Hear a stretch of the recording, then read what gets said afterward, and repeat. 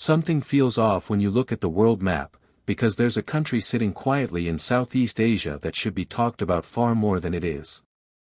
A place with world-class cities, ancient rainforests, economic ambition, cultural harmony, and a quality of life that surprises almost everyone who visits. Yet somehow, it stays under the radar, overlooked, underestimated, and rarely given the spotlight it deserves. What if I told you that one of the most balanced, livable, and culturally rich countries on Earth is still treated like a side note in global conversations? Not because it lacks progress, or beauty, or opportunity, but because it never shouted for attention. And that quiet confidence may be the very reason Malaysia has become the most underrated country in the world.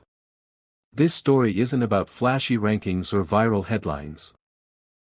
It's about how a nation quietly built stability while others chased noise, how it blended tradition with modern ambition, and how millions of people discovered, often by accident, that Malaysia offers something most countries are still trying to figure out. For decades, Malaysia existed in the shadow of louder neighbors and bigger global players. Tourists passed through on short stopovers. Investors looked elsewhere first. Media coverage focused on the usual hotspots.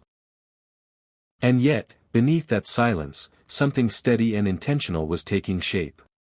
In its early years after independence, Malaysia faced the same struggles as many developing nations: economic dependency, social division, and uncertainty about its global identity. It wasn't rich. It wasn't powerful. And it certainly wasn't famous. But instead of rushing to copy others, Malaysia chose a slower, more deliberate path. The country invested heavily in infrastructure long before it became fashionable to do so. Roads connected cities and rural areas. Ports turned Malaysia into a strategic trade hub. Education expanded, not just for elites, but for ordinary families. They believed their children could build a better future here. What truly set Malaysia apart was its approach to diversity. Malays, Chinese, Indians, and dozens of indigenous groups weren't forced into sameness. Instead, the country learned, imperfectly but persistently, how to coexist. Different religions, languages, and traditions lived side by side, shaping a culture that feels uniquely layered rather than divided. For years, the world misunderstood this complexity. Outsiders saw Malaysia as nice but quiet, developing but unremarkable, or simply not as exciting as its neighbors. And Malaysia didn't argue back. It kept building. Then came the turning point, not a single dramatic moment, but a series of realizations that slowly changed how people experienced the country. Travelers started staying longer. Expats stopped treating it as temporary. Businesses realized they could grow here without chaos. Kuala Lumpur transformed into a skyline that rivaled global cities, yet remained affordable and human. Penang became a living museum of culture and food. Johor connected Malaysia directly to one of the world's biggest financial hubs. East Malaysia preserved rainforests older than civilization itself. What surprised people most wasn't just development, it was balance. You could live in a modern apartment, eat street food at midnight, pray freely, walk safely, and still feel a sense of community.